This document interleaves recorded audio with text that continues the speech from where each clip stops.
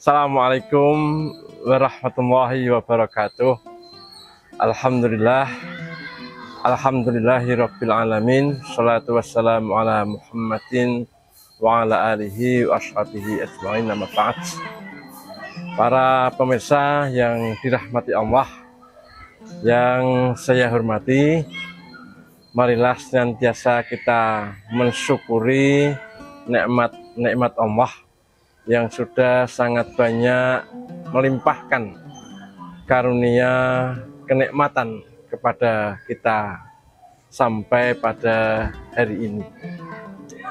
Pemirsa yang budiman, ada sebuah hadis di Ibnu Umar itu berkata, suatu ketika Rasulullah memegang kedua pundak saya, dan kemudian Rasulullah SAW bersabda, jadikanlah hidup ini seperti musafir, orang yang dalam perjalanan, dan pastikan bahwa kamu akan mengalami kematian.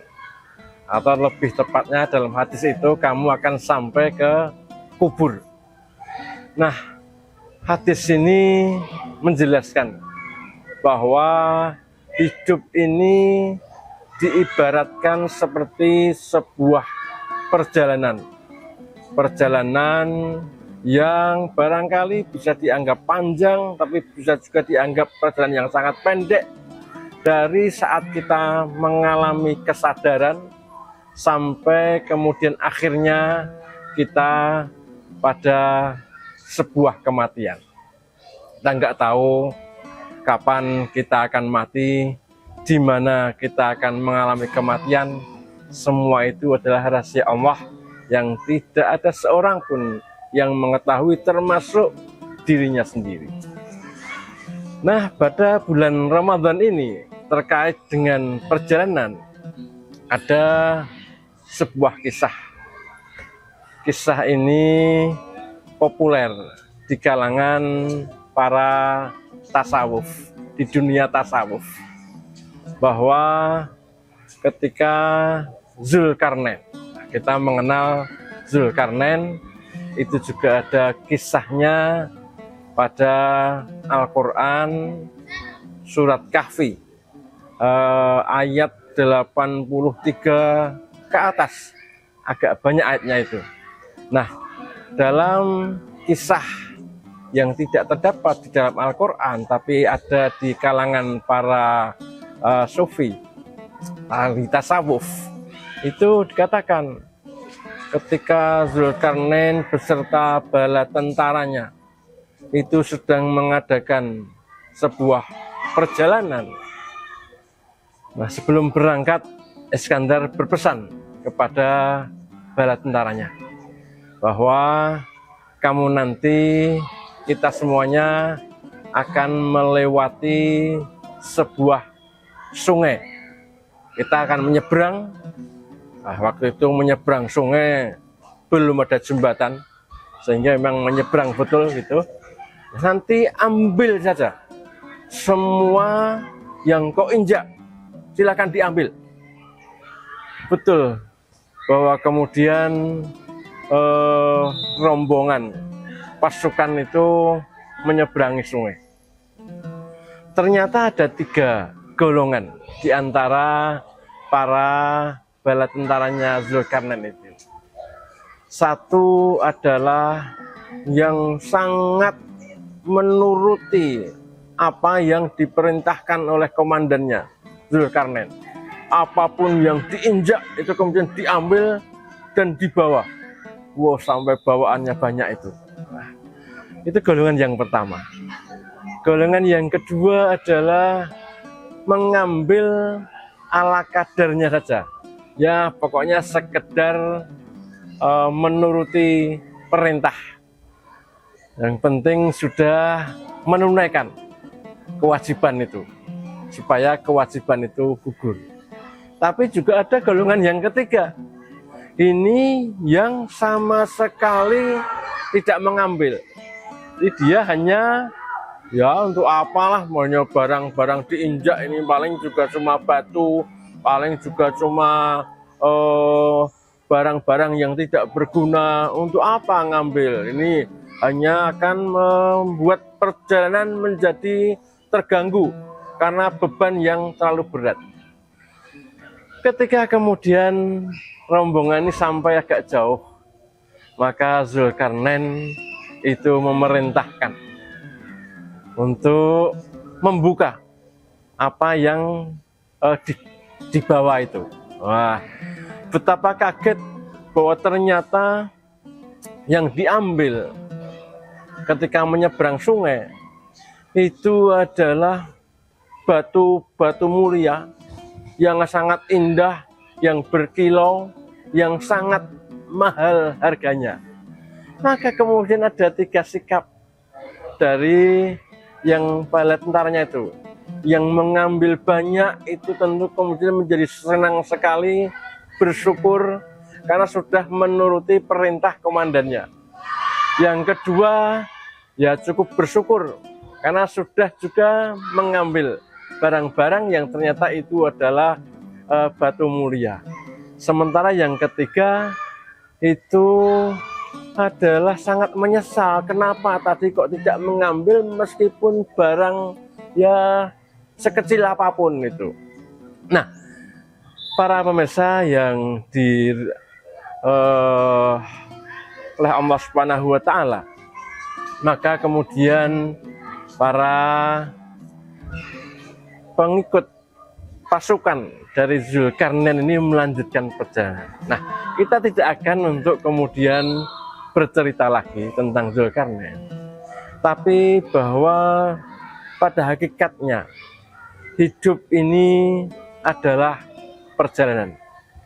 Nah, perjalanan untuk melewati bulan Ramadan itu seperti perjalanan ketika pasukannya Zulkarnain ini menyeberangi sungai.